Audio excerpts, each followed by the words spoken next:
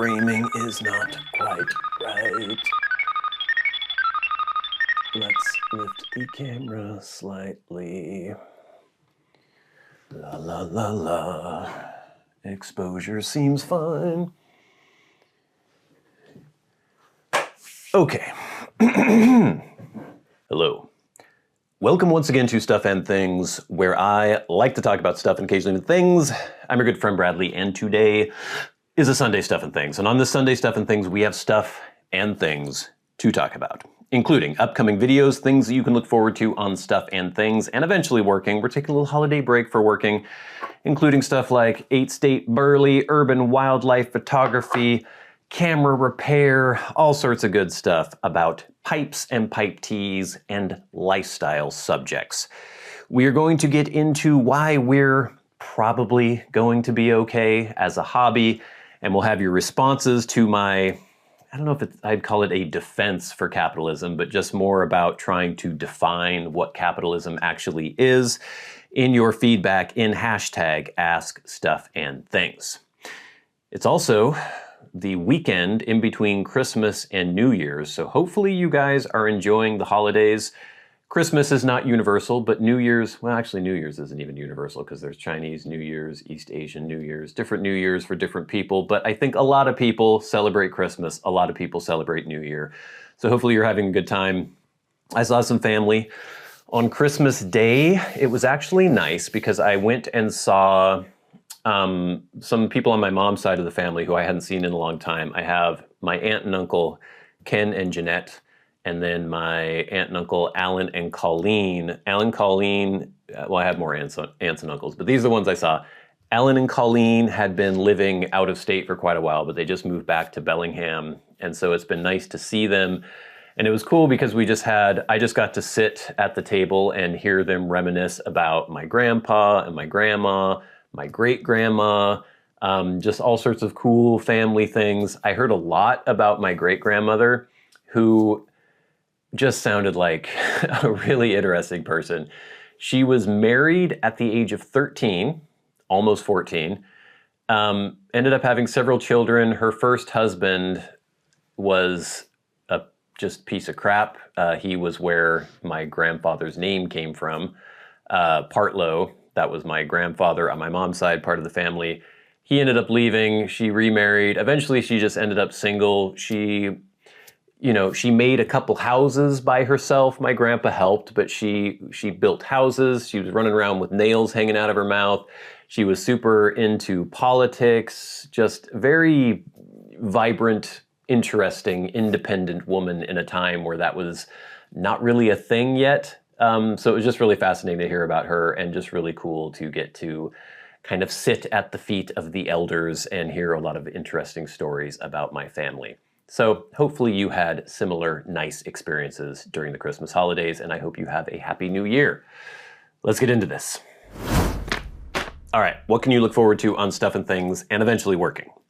Coming up this week, the long-promised urban wildlife photography video will be posting. And this is where I talk about the very interesting and maybe unique opportunities I get to photograph wildlife in an urban center in Bellingham, Washington.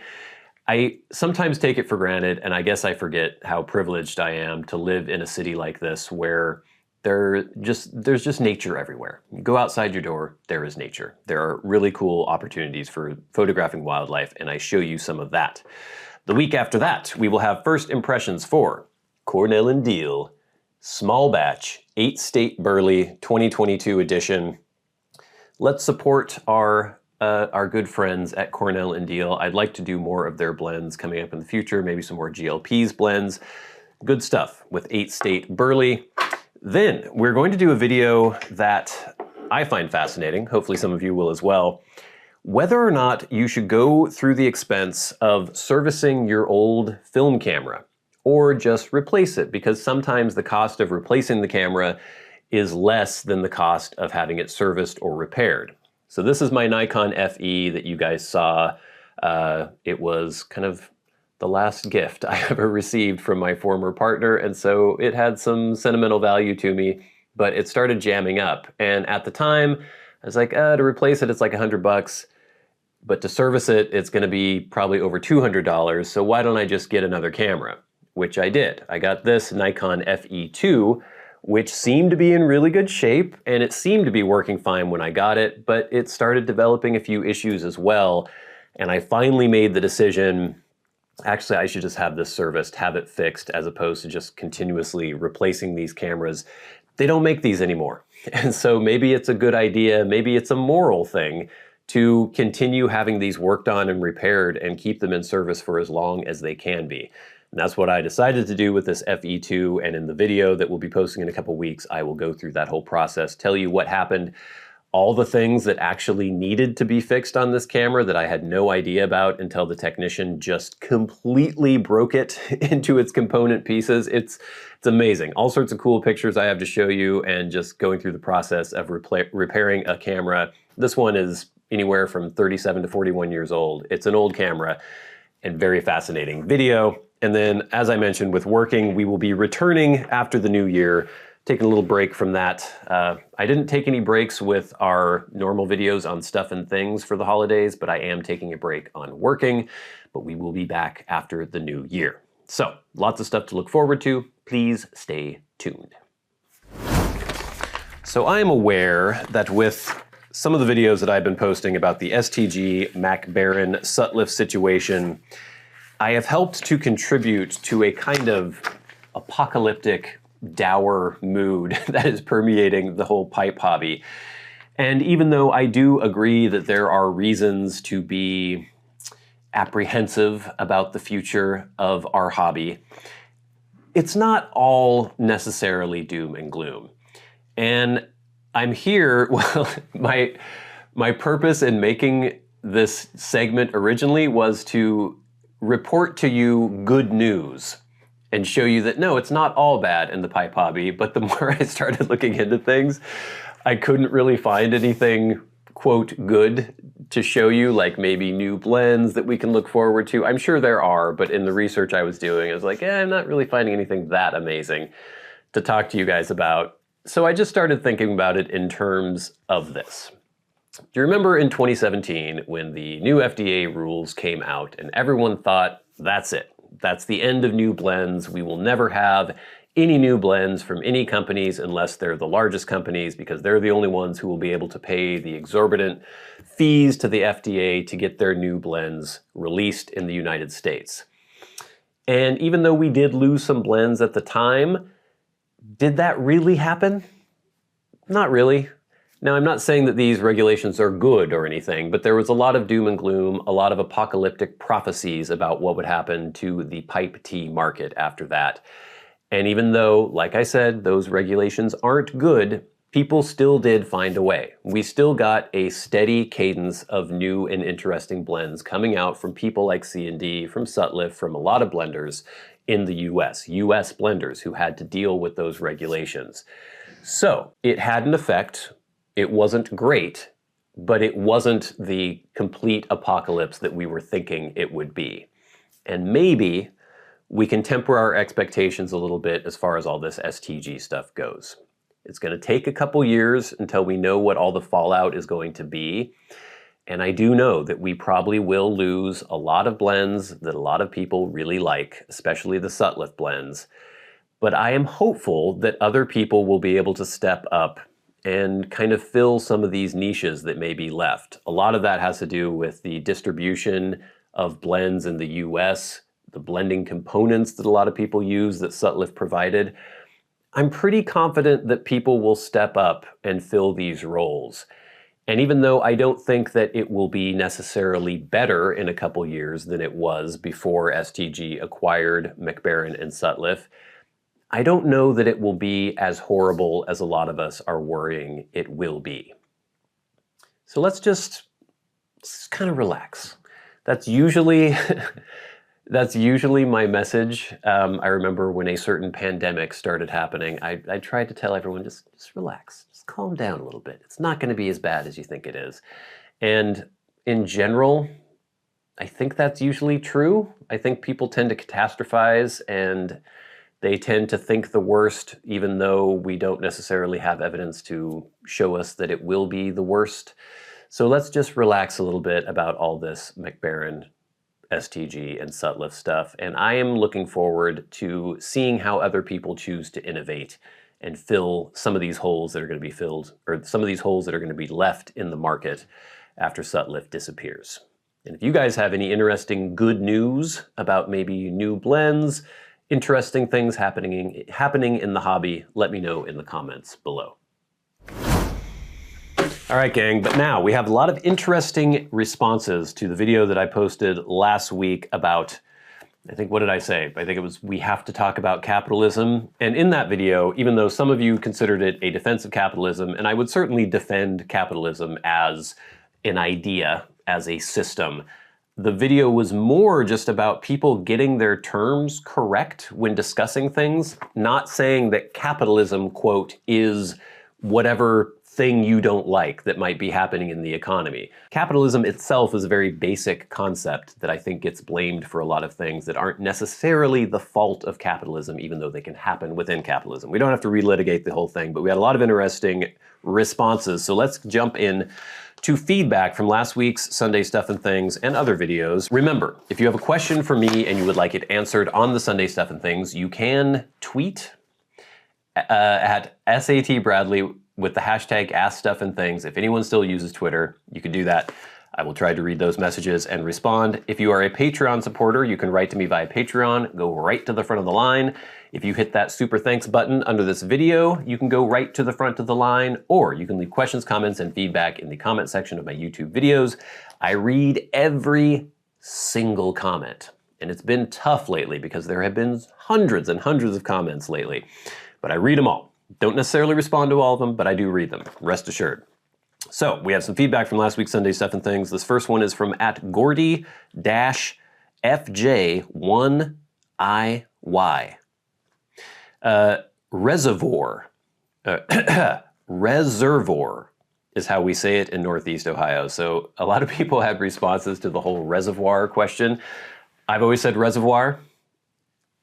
Makes sense to me. That's how most people say it around here, but then somebody took issue with that in the comments. I thought it was kind of funny. So a lot of people were writing in with their pronunciation of reservoir. @WaffleScurry979 says, reservoir in the South, reservoir, reservoir, reservoir, reservoir, reservoir. I can't even really, I can't put a finger on exactly how I say it now because I've been thinking about it too much. You're saying it correctly though, I'm sure. And yeah, that was my whole point, is that there are alternate pronunciations for words. And just because somebody doesn't say something exactly the way you think it should be said doesn't necessarily mean it's wrong.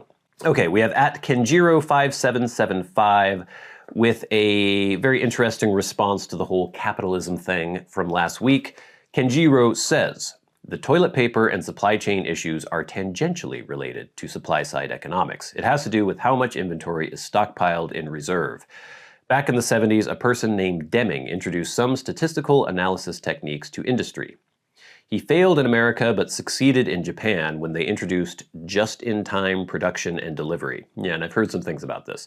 Factories used to stock supplies to the rafters and rely on bulk purchasing to offset the tax liability of holding lots of excess inventory. Companies learned that producing raw goods in excess was wasteful of profits. What ended up happening was that everybody started using just-in-time production, so there is no excess of anything in the supply chain. When everything is running smoothly, there are usually no stumbles. When something like a pandemic happens, the lack of excess raw materials affects every industry downstream of those raw materials.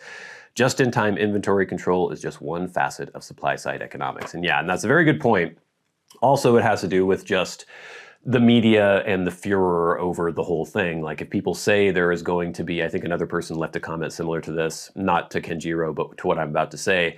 If the media says there may be a shortage of toilet paper, that can be a self-fulfilling prophecy, because people then think, oh, well, if there's going to be a shortage of toilet paper, I better go out and buy 8,000 rolls and shove my minivan full of toilet paper because it might be difficult to get. And then that creates a shortage. So yes, I think the just-in-time production does have a lot to do with it as well. But as you can see, that's not capitalism per se. Capitalism means a specific thing, and there are all sorts of ways to do capitalism, but it's just weird. I found it odd that at the time people were blaming it on, quote, capitalism. Just a strange thing. At MD of the North says, you nailed it. Great video. Might I just add, what would the pipe tea industry look like if the government decided whether or not to produce it? I'm pretty sure I have an idea. Yeah, it would not exist. Next, at All of Judea, which I'm assuming has something to do with the Palestinian conflict. I don't know if that's going to be on the Israeli side, the Palestinian side. We definitely do not need to get into anything like that on this show. But they say, a look at our extraordinarily bloated government and how corrupt it is.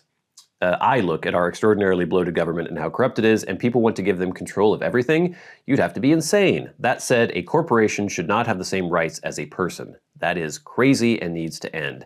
And yes, I definitely agree that because some of the lobbying and the economic power that corporations can wield, they have an outsized influence. They are afforded more benefits than they should have within the world economy, and that there are certainly things that we should look at to try to limit the power that some of these corporations are able to wield. Interesting points. At CWHAWES at corporatism is the problem. Yes, it is a perversion of Adam Smithian capitalism. But that is the point. It's a perversion. STG is now a veritable monopoly. It is capitalism gone wrong. It is the desire for profit that only operates out of greed with no thought for the ultimate good of the consumer. So yes, there are definitely things that can happen within capitalism that aren't great, that we need to be mindful of. Next, at Joe Schmo 6720. LJ Peretti Co. is my favorite independent brand, small business, being the oldest established teaist in America since 1870 and still independently owned with a wide variety of superb blends. So Peretti is a company that a lot of people were shouting out. I was asking people to give their favorite independently owned or at least smaller blender who may or may not be operating independently, but at least is not part of a gigantic conglomeration of businesses. Peretti was shouted out a lot, and a lot of people had other interesting blenders in the comments. So check that out. At Akronov says, some great smaller independent blenders off the top of my head are Watch City, LJ Peretti, The Country Squire, and Ken Byron Ventures. Yeah. I've done some Country Squire and Ken Byron Ventures stuff. I think I've done at least one or two LJ Peretti blends. I have never done Watch City though. What gets lost in Sutliff's closing is that many of these blenders source their blending teas from Sutliff. And I have yet to see any clear answers if there will be an easy alternative for these blenders, either from STG or other sources. I'm assuming they're going to find a way, and that's kind of what I was talking about in my Let's Not Panic section of this episode, but we shall see. It's not just a matter of whether you like Sutliff blends or not. Unfortunately, you can't just call up Farmer Bill down the road to get this year's Virginia crop for your needs. And then we have some feedback from the Sutliff Kringle Flake. I always say cake. Kringle Flake. I want to do that alliteration. I think I should, but it's not right. It's Kringle Flake, not Kringle Cake. 2024. Almost every single response on this video was people just wishing me a Merry Christmas, which I appreciate and is nice. But we had a couple people talking about the blend. This is from at @JAdams24, or no, JADame24, maybe? Was able to get 2 tins of this. Didn't actually plan on it, but figured I'd regret not buying it if it is the last one, which it probably will be. Probably going to wait until next year to open one and then save the other for a future year. It's a good choice. At Spike Herbert 391 says, I cannot say I am crazy about this, but it was worth a try. I'm glad you enjoyed it. Yeah, sorry to hear you didn't like it. I thought it was good. I liked it.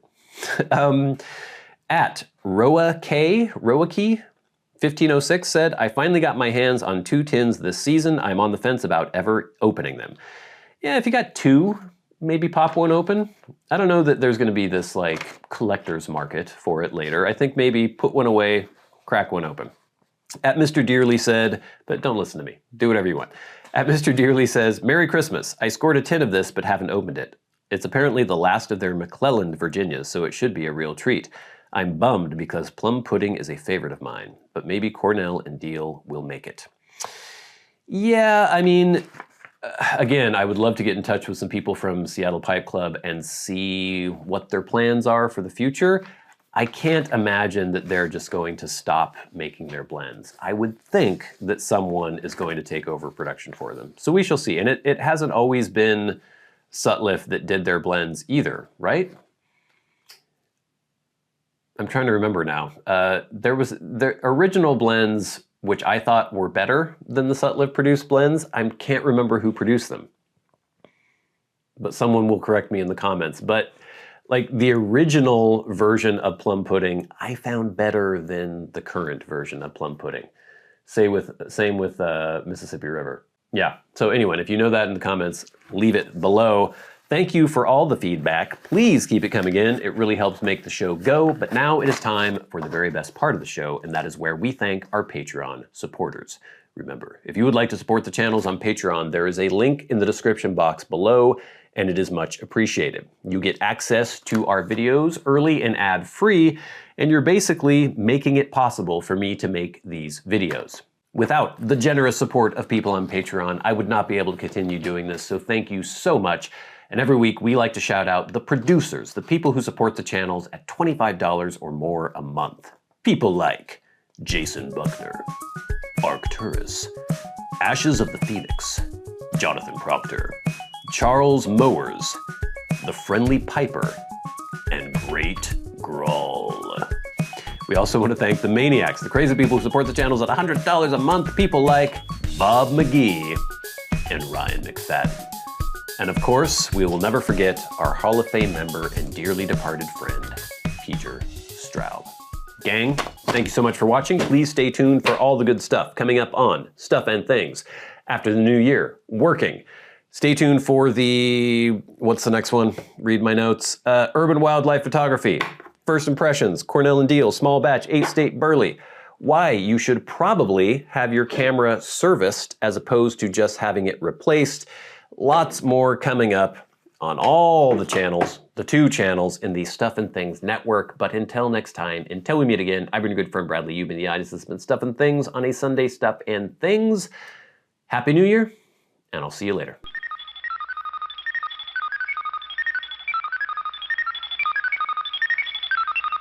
Check, check, check, check, check, check, check, check.